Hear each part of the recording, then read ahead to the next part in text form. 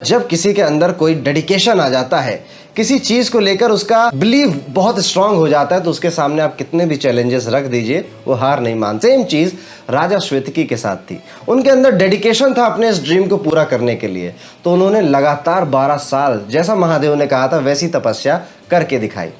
और जब 12 साल कंप्लीट हो गए तो महादेव साक्षात प्रकट हुए, स्वयं आए श्वेतकी के पास और कहा कि ठीक है, अब सपना है वो पूरा करने के तुम काबिल हो चुके हो, तो एक काम करो, जाकर मिलो महर्षि दुर्वासा से। क्या है ग्रहों की चाल, सनातन रीतियों और ज्योतिष शास्त्र के माध्यम से हमको की इस रहस्यमयी दुनिया को देखेंगे, सितारों के राज खोलेंगे। राधे राधे। एस्ट्रो पंडित यूट्यूब चैनल के साथ आज की इस वीडियो में हम कथा सुनेंगे एक ऐसी इवेंट की जहां पर साक्षात श्री हरि, श्री कृष्ण, महादेव, अर्जुन और भगवान इंद्र आमने सामने एक दूसरे से भिड़ जाते हैं। क्या हुआ इस लड़ाई के बाद और क्यों हुई ये लड़ाई, ये सब कुछ जानेंगे इस कथा में। ये कथा जुड़ी हुई है अनादि काल में एक राजा श्वेतकी के नाम से। राजा श्वेतकी जो थे उनके अंदर एक भावना उत्पन्न होती है कि मुझे एक ऐसा यज्ञ करना है, एक ऐसी तपस्या करनी है जो ना आज तक कभी किसी ने की है और ना ही कभी कोई कर पाएगा। और वो जो इच्छा थी उनके अंदर वो ये थी कि उन्हें 100 साल तक लगातार चलने वाला एक यज्ञ, एक हवन करना है। अब श्वेतकी कई ऋषियों के पास, कई मुनियों के पास जाते हैं, कई मुनियों से अपनी इच्छा बताते हैं कि मुझे एक बहुत बड़ा यज्ञ करना है। तो ऋषि मुनि उनसे पूछते हैं कि कितना बड़ा, 6 महीने बड़ा, 1 साल बड़ा, कितना बड़ा। श्वेतकी कहते हैं नहीं नहीं, 100 साल लगातार चलने वाला यज्ञ करना है मुझे। तो सारे ऋषि मुनि कहते हैं मेरे बस की बात नहीं है भैया, आप कहीं और जाइए। ऐसे करते करते श्वेतकी अनेकों ऋषि मुनियों से मिल लेते हैं, ब्राह्मणों से मिल लेते हैं, पर कोई भी उनका यज्ञ करवाने के लिए तैयार नहीं होता है। अंत में जब कोई बहुत परेशान हो जाता है तो वो जाता है महादेव के पास। श्वेतकी भी आराधना करते हैं महादेव की, उनको आह्वान करते हैं। अंत में प्रसन्न होकर महादेव श्वेतकी के सामने आ जाते हैं। श्वेतकी अपनी इच्छा महादेव को बताते हैं कि महादेव, मैं एक ऐसा यज्ञ करना चाहता हूँ जो 100 साल तक चले और मुझे ऐसा कोई ऋषि मुनि ब्राह्मण नहीं प्राप्त हो रहा है जो मेरे इस यज्ञ को और या फिर मेरी ऐसी इच्छा को संपन्न कर सके। महादेव कहते हैं अच्छा ठीक है, मैं तुम्हारी बात समझ रहा हूँ, एक काम करो, तुम्हें 100 साल तक का यज्ञ करना है, पर मुझे तुम ये साबित कर दो कि तुम काबिल हो 100 साल यज्ञ करने के, 100 साल एक जगह बैठकर यज्ञ करने के। तो श्वेतकी कहते हैं कैसे महादेव? महादेव कहते हैं एक काम करो, तुम 12 साल तक तपस्या करो, और अगर तुम ये तपस्या लगातार 12 साल तक कर ले जाते हो तो मैं फिर तुमसे मुलाकात करूंगा और आगे तुम्हारा मार्गदर्शन करूंगा। महादेव को भी लगा होगा कि थोड़ा सा कपोल कल्पनाएं हैं, 12 साल की तपस्या कैसे कर पाएगा, और नहीं कर पाएगा तो मामला यहीं खत्म हो जाएगा, और जब होगा तब की तब देखी जाएगी। पर जब किसी के अंदर कोई डेडिकेशन आ जाता है, किसी चीज को लेकर उसका बिलीव बहुत स्ट्रांग हो जाता है, तो उसके सामने आप कितने भी चैलेंजेस रख दीजिए वो हार नहीं मानते। सेम चीज राजा श्वेतकी के साथ थी। उनके अंदर डेडिकेशन था अपने इस ड्रीम को पूरा करने के लिए, तो उन्होंने लगातार 12 साल जैसा महादेव ने कहा था वैसी तपस्या करके दिखाई। और जब 12 साल कंप्लीट हो गए तो महादेव साक्षात प्रकट हुए, स्वयं आए श्वेतकी के पास और कहा कि ठीक है, अब सपना है वो पूरा करने के तुम काबिल हो चुके हो, तो एक काम करो, जाकर मिलो महर्षि दुर्वासा से। और ये दुर्वासा ऋषि ही हैं जो तुम्हारी इच्छा को पूरा कर पाएंगे। महादेव के आशीर्वाद लेकर जाते हैं महर्षि दुर्वासा के पास। दुर्वासा जी से अपनी इच्छा व्यक्त करते हैं और दुर्वासा जी कहते हैं कि ठीक है, मैं तुम्हारा ये यज्ञ 100 साल तक चलने वाला यज्ञ करने के लिए तैयार हूँ। सारी योजनाएं बनाई जाती है, सारे प्रबंध किए जाते हैं। दुर्वासा ऋषि बैठते हैं, श्वेतकी बैठते हैं, कुछ लोग और बैठते हैं। यज्ञ होना शुरू हो जाता है।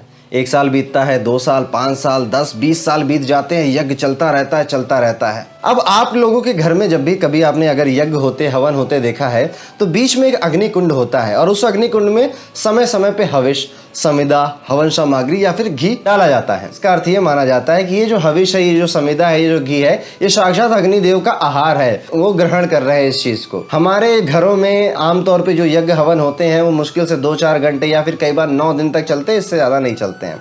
लेकिन 20 साल से ये यज्ञ चल रहा था और 20 साल से अग्निदेव को वही हवन, वही समिधा, वही घी चढ़ाया जा रहा था, वही आहार उनका था, तो अग्निदेव भी सेम चीज खाते खाते बोर हो जाते हैं। और आप लोग भी आजकल इंसान को ही देख लीजिए, आपको जो भी चीज़ बहुत ज़्यादा पसंद है उसको 5 दिन लगातार खा के देखिए, आपकी अरुचि हो जाएगी, आपका मन हट जाएगा उस चीज़ से। कोई एक विटामिन आपके अंदर कम है, वही विटामिन बार बार लीजिए, फिर उसी विटामिन से आप बीमार भी हो जाएंगे। सेम चीज़ अग्निदेव के साथ हो जाती है। अग्निदेव एक तो बोर हो जाते हैं सेम तरह के खाने से, दूसरी चीज़ उनके साथ जो होती है वो ये है कि उनका शरीर दुर्बल हो जाता है, एक ही तरह का आहार उनको मिलता है और भी बड़े लंबे समय तक। अब जब भी कोई परेशान होता है वो जाता है त्रिदेव के पास, या तो ब्रह्मा जी के पास, या विष्णु जी के पास, या महादेव के पास। ऐसे ही अग्निदेव भी अपनी समस्या लेकर पहुंचते हैं ब्रह्मा जी के पास। ब्रह्मा जी से कहते हैं कि प्रजापति मुझे बताइए अब इस चीज़ का हल। ये राजा और ये महर्षि दुर्वासा तो यज्ञ बंद करने की बात ही नहीं कर रहे हैं, सोच ही नहीं रहे, और मेरी हालत खराब हो जा रही है, खाने को लेकर अरुचि पैदा हो गई है, शरीर बहुत दुर्बल हो गया है। ब्रह्मा जी बोलते हैं कि एक काम करो अग्निदेव, तुम वन में चले जाओ, किसी जंगल में चले जाओ जहाँ पे तुम्हें पेड़ पौधे, फ्रूट और फूल, इन सब चीज़ों का सेवन करने का मौका मिले, वीगन बन जाओ इन शॉर्ट अगर कहा जाए तो। अग्निदेव मान जाते हैं, वो एक वन में चले जाते हैं। वन में जाकर वहाँ जो वनस्पतियाँ, पेड़ पौधे और जो आहार मिलता है उनको, वो आहार करने लग जाते हैं। अब अग्निदेव गए तो थे, पर अग्निदेव के साथ उनकी अग्नि भी तो पहुंची थी वहाँ पर। उस वन में आग लगने लग जाती है, और इतनी भयावह आग, क्योंकि साक्षात अग्निदेव आए हैं, कि जितने भी वहाँ पे पशु पक्षी और जानवर रह रहे थे, इवन जो मनुष्य भी आसपास रह रहे थे, उनका रहना मुश्किल हो जाता है। इतना ऊष्मा, इतनी तप, इतनी गर्मी वहाँ पे बढ़ने लग जाती है। और उसी वन में रह रहा होता है तक्षक नाग, जो सांपों का राजा हुआ करता था। तक्षक भगवान इंद्र का बेस्ट फ्रेंड था। जैसे ही उसको रहने में बहुत कष्ट होता है, इतनी ज़्यादा गर्मी लगती है, ऊष्मा लगती है, तक्षक जाता है दौड़ा दौड़ा अपने दोस्त भगवान श्री इंद्र के पास। इंद्रदेव से कहता है तक्षक कि दोस्त देखो यार क्या हो रहा है मेरे साथ, बड़ी समस्या हो रही है, इसका कुछ जुगाड़ करो, कुछ इसका हल निकालो। इंद्रदेव कहते हैं कोई बात नहीं my friend, I will come to save you, मैं आऊँगा तुम्हारी रक्षा करूँगा। और इंद्रदेव बारिश के देवता हैं, वर्षा के देवता हैं, जल, तो वो क्या करते हैं कि बादल भेज देते हैं ताकि उस वन में वर्षा हो जाए, गर्मी थोड़ी शांत हो जाए। अब जैसे ही वर्षा होने लगती है, मूसलाधार बारिश होती है, अग्निदेव की अग्नि कम पड़ जाती है और अग्निदेव पे बुरा प्रभाव पड़ता है। अग्नि और जल एक साथ नहीं रह सकते। अब ये देखकर अग्निदेव अपना आहार छोड़ देते हैं, एक जगह शांति से बैठ जाते हैं, साधु का वेश रख लेते हैं।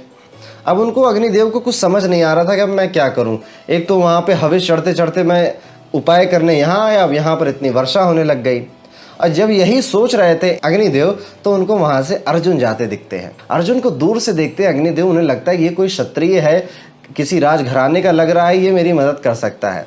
अग्निदेव अर्जुन के पीछे पीछे थोड़ा चलते हैं। अर्जुन अपने महल में पहुँचते हैं, बैठते हैं, और अग्निदेव साधु के वेश में अर्जुन के सामने आ जाते हैं और कहते हैं मुझे भूख लगी हुई है, मैं इस वन में वनस्पतियों का सेवन कर रहा था, अब अचानक से इतनी ज़्यादा बारिश होने लग गई है, मेरे भोजन का इंतज़ाम अब आपकी जिम्मेदारी है, आपको करना चाहिए। अर्जुन के बगल में बैठे थे साक्षात लीलाधर भगवान श्री कृष्ण।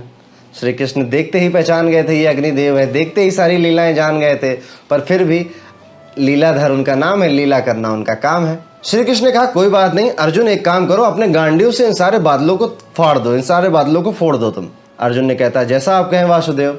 अर्जुन जाते हैं, गांडीव चढ़ाते हैं, तीर चलाते हैं, सारे बादल हट जाते हैं। अब तक्षक नाग फिर से कहता है कि अरे यार, फिर यहाँ पे गर्मी बढ़ने लग गई, फिर अग्निदेव यहाँ पे आ गए। तक्षक फिर इंद्रदेव के पास जाता है, इंद्रदेव फिर बारिश करते हैं, फिर इंद्रदेव और अर्जुन के पास आते हैं, अर्जुन फिर बादलों को हटाते हैं। तो ये जो पूरी साइकिल है ये चलती रहती है कई टाइम पे, पहले अग्नि आती है, फिर बारिश हो जाती है, फिर आग आती है, फिर बारिश होती है। ये सब देखते देखते इंद्रदेव को गुस्सा आ जाता है कि मेरे दोस्त के साथ इतना अन्याय हो रहा है, अब इसके लिए मुझे खुद जाना पड़ेगा वन में। और इंद्रदेव साक्षात धरती पर प्रकट होते हैं, उस वन में प्रकट होते हैं, और तब प्रकट होते हैं जब अर्जुन अपनी गांडीव से तीर चलाने वाले ही होते हैं बादलों पे, और वो कहते हैं कि अर्जुन क्या कर रहे हो ये तुम। अर्जुन कहते हैं कि मैं इन बादलों को हटा रहा हूँ। तो इंद्रदेव कहते हैं कि मेरा दोस्त है तक्षक, उसको यहाँ पर रहने में बहुत तकलीफ होती है अग्निदेव जब आ जाते हैं। तो अर्जुन कहते हैं कि अब मैं तो धर्म से बंधा हुआ हूँ, मेरे सामने कोई साधु महात्मा आए हैं और अपने भोजन के लिए मुझसे आग्रह कर रहे हैं और मैं उनको खाली हाथ जाने दूं, ऐसा तो नहीं हो सकता। इंद्रदेव कहते हैं अच्छा ऐसी बात है, तो मेरा भी दोस्त है, दोस्त की जरूरत में मदद करना सबसे बड़ा धर्म है, तो मैं अपने दोस्त तक्षक के लिए भी गलत नहीं होने दूंगा, उसको उसके स्थान से हटने नहीं दूंगा। अब ये सब कुछ इंद्र की और अर्जुन की बहस विवाद शास्त्रार्थ होते देख रहे होते हैं श्री कृष्ण। श्री कृष्ण मुस्कुरा भी रहे होते हैं, लेकिन देखते ही देखते ये जो अभी तक बातों से लड़ाइयाँ हो रही थी, ये हथियार से लड़ाई होने की बात आ जाती है। इंद्र अपना वज्र निकाल लेते हैं, अर्जुन अपना गांडीव चढ़ा लेते हैं, और ये सब देखते हुए भगवान श्री कृष्ण भी इन दोनों के युद्ध में बीच में कूद पड़ते हैं। साक्षात भगवान श्री कृष्ण को देखकर भी इंद्र रुकते नहीं हैं, वो अपना प्रहार लेकर जारी रहते हैं और आगे बढ़ते रहते हैं। और जब ये चीज़ भगवान श्री कृष्ण देखते हैं तो वो भी अपना सुदर्शन चक्र तान लेते हैं और आमने सामने 3 महारथी भगवान, योद्धा, राजा सब लोग आ जाते हैं और तब उसी समय प्रकट होते हैं महादेव। और महादेव कुछ ही बातें कहते हैं कि आप लोग इतने पावरफुल है, इतने शक्तिशाली हैं, इतनी जिम्मेदारियां हैं आपके ऊपर, एक देवताओं के गुरु हैं, एक साक्षात श्री हरि हैं और अर्जुन तुम्हारे पास एक पूरे राज्य के पालन पोषण की जिम्मेदारी है, आप लोग ऐसा व्यवहार करेंगे इसकी अपेक्षा नहीं थी। युद्ध से बेहतर है कि आप लोग अपनी समस्याओं का समाधान बातों से करें। इतना कह के महादेव वहाँ से चले जाते हैं। सभी को एहसास हो जाता है कि उन्होंने आवेश में आकर थोड़ा गलत निर्णय ले लिया है। बातचीत होती है, बातचीत होने के बाद डिसाइड होता है कि तक्षक तुम एक काम करो, तुम दूसरे गांव में दूसरे वन में चले जाओ। और फिर उसके बाद तक्षक जब चला जाता है तो अग्निदेव अपना आहार करते हैं, उनका स्वास्थ्य ठीक होता है और यहाँ पे जाके इस कथा का विराम होता है। इस कथा से जो सीख लेनी चाहिए उसमें है सीख नंबर 1 जो हमें श्वेतकी राजा से लेनी चाहिए कि किसी भी चीज़ की अति अच्छी नहीं होती। फिर वो चाहे दुनिया भर की अति हो कि मुझे बहुत सारा पैसा कमाना है, या फिर अति हो कि मुझे बहुत ज़्यादा सुंदर दिखना है, या फिर अति हो कि मुझे बहुत ज़्यादा प्रभावशाली दिखना है। किसी भी चीज़ की अति ने आज तक किसी का भला नहीं किया है। तो हमें अति से बचना चाहिए और एक बैलेंस लाइफ में अप्रोच को अपनाना चाहिए। दूसरी सीख मिलती है इंद्रदेव से कि अगर अपने दोस्त की बात आ जाए तो सामने श्री हरि भी खड़े हो तो भी मार्ग से भटकना नहीं चाहिए, अपने दोस्त की मदद करनी चाहिए।